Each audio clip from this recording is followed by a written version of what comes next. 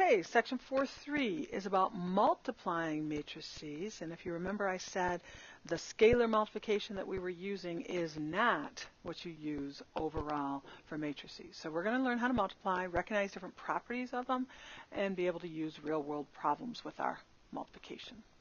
So beginning, let's start with a couple key pieces about matrix multiplication. You're going to have two matrices, and I'm going to say A times B matrix and a M times M matrix. It says here that you perform multiplying a row by a column. So that's going to not make sense right away, but that's what you have to do your matrix multiplication. The first element in the row times the first element in the column, and then you add the results to produce the final element.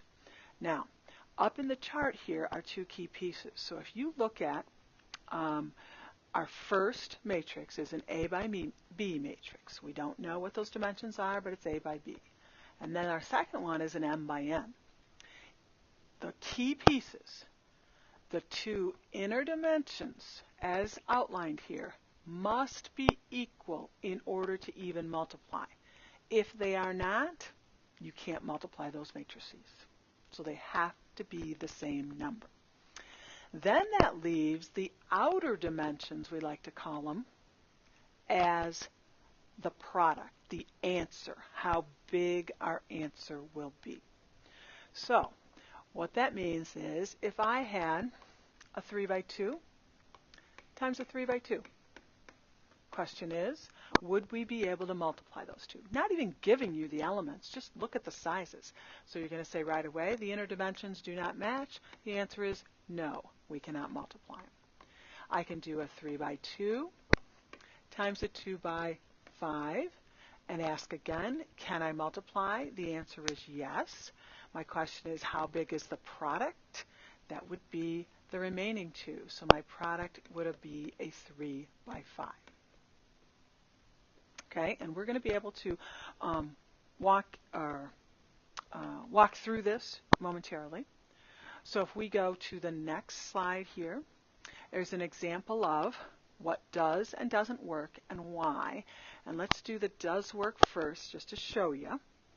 We made it real small so we're not getting carried away here. If I have a 1 by 3 times a 3 by 1, so you can see my 1 by 3 sitting here. You can see the 3 by 1 and all its elements this time. The rule would be that we need to be able to multiply them. Okay, and it said each row by each column's element, corresponding element. So the 4 gets multiplied with the 2. The 6 gets multiplied with the 9. The third element with the third one in the column gets multiplied together. Those elements then get added up, and that 65 is the answer element number that goes in the position here. Now, you say in the position because watch. Inner dimensions match, so we knew we could multiply. Outer dimensions told us that our answer was going to be a 1 by 1. And after you went through 4 times 2, 6 times 9, 3 times 1, added those together, that one number you got once you added is that 1 by 1, that answer for these two matrices when you multiply them together. Now, why do you have to use that row by column combination? Because here's an example, and right away we say, well, inner dimensions don't match, so I can't multiply.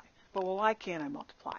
So here's an example of a 1 by 4, and here's an example of a 3 by 1. If I was to do the same multiplication that we just did, my row, remember this is row by column,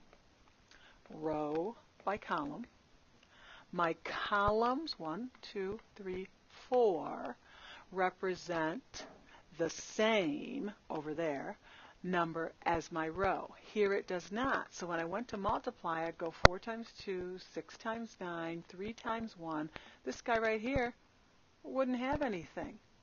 So my column in the first and my row number in the second matrix have to match to make sure I have exactly the right numbers, no leftovers, no extras in the multiplication process. Okay? So knowing that, let's try this one together. What I like about this is you have to concentrate, and I would recommend picking one row at a time. So I'm going to say let's do the first row, and if we did it with the first column, whoops,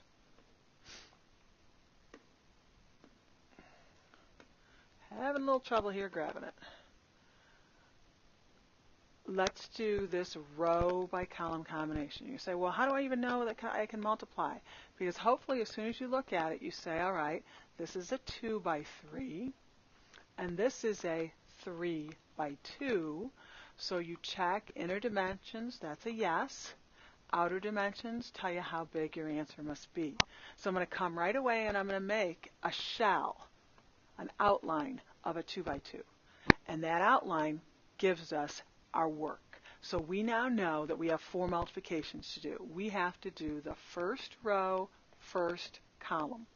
So I have outlined here in green the first row, first column numbers. So I have to do 2 times 1 plus 1 times negative 3, 9 times 5, do the math, 2, negative 3, whoops, 45. So 45 and 2 is 47. 47 take away 3 is 44. We're doing our math correctly. And then I move on to the next combination. I say next combination. What are you talking about? I'm going to go to the first row now and the second column. Well, if I do first row, second column, my little boxes have to match up. I still have first row, but second column would put me right here. So now if I do first row, second column, sometimes you can do this in your head. This time I'm just going to write the answers. We'll say the multiplication, but write the answers. 2 times 4 is 8. Whoops. 2 times 4 is 8.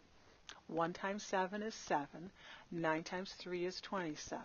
Do your math. 9 times 7 is 15. 15 and 7 is 22. Carry the 2. Looks like we get a 42. Okay. We now go to the next combination. What do you mean? Well, in the next combination, I now have to go to the second row, first column. So that means you need to change both of your boxes. Second row, whoa, second row. There we go, my box. Second row and first column. Okay, here we go again with our numbers. 8 times 1 is 8. 5 times negative 3 is negative 15. Negative 6 times 5 is negative 30. I've got negative 45 and add 8 to it. Put you back. Negative 37.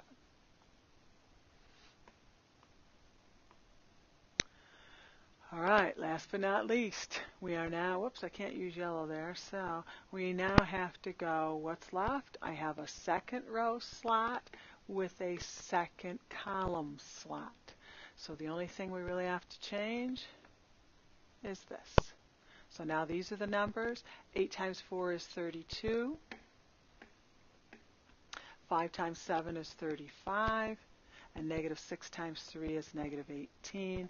We'll do quickly adding those two together. We get 67. 67 take away 20 would have been 47. So add the 9 on it, but it would have been 49. Okay? So double check your arithmetic, your math. That should be our matrix. We should be good to go. You can use your calculator to do that math right in a row. That's another choice. Okay, I've got one more for you to try so that you can come to class and bring it. Before we start, this one's on your own. Ask yourself, how big is the first one? How big is the second one? So inner dimensions match. Outer dimensions tell you how big your answer is, so you can make that shell before you even start. That tells you how many multiplications you have to do. Now, you can either use the little boxes like I did or just outline them, but this is the one I want you to fill in, and we'll talk about this one when we come to class. All right? So matrix multiplication, a little different, a little harder than just the adding and subtracting, that's for sure. All right, more tomorrow in class.